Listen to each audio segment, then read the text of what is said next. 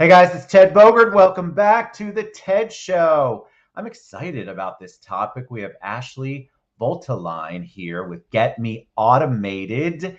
Get Me Automated. I did a little research, saw a little bit in her bio, and I thought, wow, I think a lot of us need to hear Ashley's story and exactly what she does. So welcome to the TED Show, Ashley. How you doing today? Good. Thank you for having me. I'm very happy to have you. Our dear friend, I believe it's Angie Aki, Yes. introduced us. So we got to give Angie a shout out. I told you before we went live that the audience likes to know a little bit about you, kind of your point A to point B, because you obviously didn't want to be Get Me Automated when you grew up. So tell us a little bit about you. Oh yeah. So it's fun when you say grow up. That reminded me when I was 7. I learned my dad got me a Apple computer and taught me basics how to program. So I went to UCF and got my degree in computer science, Awesome. and then I went and got a degree in engineering. So I started working for a digital marketing agency 13 years ago. And Wow. I was kind of like the tech girl for them. And then I worked for another agency, and that was kind of my role, like the automation piece of it. And so 5 years ago, right before COVID, I went out and started my own business, Get Me Automated. And so we are a digital marketing agency that focuses on mainly the automation piece, the hard stuff. So. Yeah, well, let's talk about that. So I'm a UCF grad as well. The the automation, I think people don't under first of all, they don't understand it. So it's immediately intimidating. People think it's going to be too robotic, or they're like, oh, it'll never work for my industry, or there's so many things and so many objections that people put up. So talk about automation. Talk about what sets your company apart in the automation world, and how does it kind of work? Like, give us an idea of like a client and how they're using your services to increase their success. Okay, so yeah, so one of my favorite case studies is a client, and they're doing trim light. It's something, I think they do it on here too, but it's in Chicago. So they install like permanent lighting.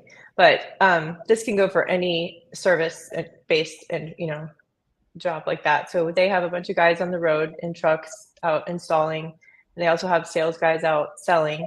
And so they obviously have a bunch of paperwork with different quotes and invoices and things. And so their issue was that some of the sales guys were not showing up to appointments like they said, and then some of the installation team was not doing what they should have. And so customers were calling, and we didn't get this done. And sometimes customers, they did get it done, but the customers were just being funny.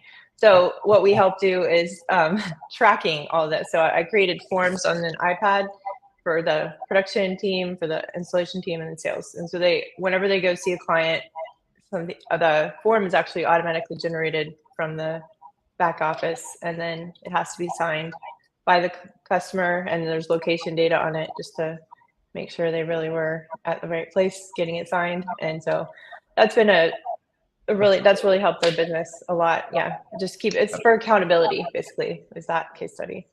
Well, I think that all of us could utilize it. There's a lot of our spots in, if you're an entrepreneur of any kind or business owner or CFO, doesn't matter who, you want to have that accountability, and you want to be able to track things, and you also want to be able to communicate. And there's a lot of moving pieces involved. So I would imagine that you're helping kind of curate where that is an easier thing for them to all kind of keep track of.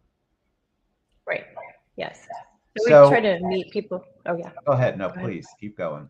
Oh no, I just was to say we just try to meet people where they are. Like I'm partners with several softwares, but I don't ever try to like push that on people. Like if you have HubSpot already or Salesforce, like we talk and meet people and see how we can help you with your already existing software, so you don't have to start over. So does it need to be who's your target audience? Is it a large company? Do you work with individual entrepreneurs? What's the best customer for you? Yeah, so small to medium-sized businesses. It can be a solopreneur as long as they understand the value of what we're doing, and probably have a budget for it. So it could be, but mid-size, I'd say smaller to mid-size. And I think you just have to understand, especially the business you described, it's super important to know where your weaknesses are. And so what you do is you take, and a lot of it's automation, obviously. I think all of us who've owned a business understand how important automation can be. Do you help them set up automation? I'm asking questions that I think they would generally ask. Do you help set up automation? Does it have to be for just processes? Is it for keeping in touch with your database? Is it, talk a little bit about the different ways that people can use Get Me Automated. okay, yeah. So there's the sales and nurturing, which is like email, obviously, like when you get people into your database, nurturing them with emails and text messages. And so that's really important now to make sure that you have like your DMARC and stuff set up so that emails will be delivered. And then also to keep in touch every 2 to 4 weeks so that your emails will end up in the inbox. So that kind of thing, yeah, the sales piece of that. Also automating when someone actually makes a sale, like via your merchant account, and then having things happen after that, like you'll get enrolled in a portal or you'll get an email or, all the things that happen after you make a sale.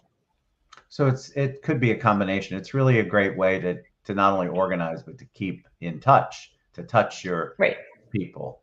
That's cool that you can use it for marketing and email. So would they provide you a database of people and then you all would create an automation system around that? As long as the database, I wouldn't touch something that hasn't been kept up, because you're just asking to ruin your domain. So if you have been keeping up with them and mailing at least monthly, yes, I would help. If not, then you need to go through like a retargeting and re-engagement campaign to get those emails. You can get on the blacklist, correct? Yeah, real quick. So tell us a little bit about that. Like you're the expert on that, but I know people who have been put on blacklists. That's a real thing. When you are off sending anything, even to an older database, you can get put on the do not tell them about the blacklist, because I find so there's 1 out of every 1,000. If you have, so that's the threshold. So if you're sending 50,000 emails, you're kind of good as long as you're only getting a few complaints or bad email addresses. But if you only have a small list of 1,000 and you have 10, you potentially could be blacklisted. So those emails are emails that used to be valid, maybe like a cfl.rr.com, some old Oh my email. God, I forgot about that email. Right? People still use those. That's nuts. But so those kind of it doesn't have to be that specifically, but so those will be made into spam email addresses. And if you try to send to them, you're flagged and sent to too many and you're done. So you can't. It's it's a big deal, you all, especially if you rely on that to do part of your marketing or your follow-up. You definitely need to, you said a retargeting campaign would be better suited. Right. So take those emails, load them into Facebook and target them that way, or Instagram, and get them to sign back up to your list. Or text marketing. That's another way. Yeah. Oh yeah. Text marketing too. Do you work with text marketing or simply email? Okay. No, yeah. I think it's good to go together along with email marketing and kind of send them a text and say, hey, did you get my email yesterday? And sometimes that'll work to get them engaged. So when if somebody's interested, would you be their point of contact? Yes, I'm the front-facing person. You're always. The front-facing person. I love Customer-facing. Yeah. I think that there's such a need for this, especially people who are trying to maneuver through the different. I'll use real estate because there's been a whole bunch of stuff going on in real estate lately. And people are really needing to get back to the basics, work their database the way they always should have. And so I think automation is such a great way for you not to have to be all places at all times at once, and have an actual system, an automated system that can do the touches and really create an opportunity for you to be out doing other things, which is sort of what you sell. Yeah, and not just, there does come a point where you have so many leads and so many people coming in that you it's kind of impossible to keep up with everybody, and that's, you don't want to let people slip through the cracks. So No, you do not.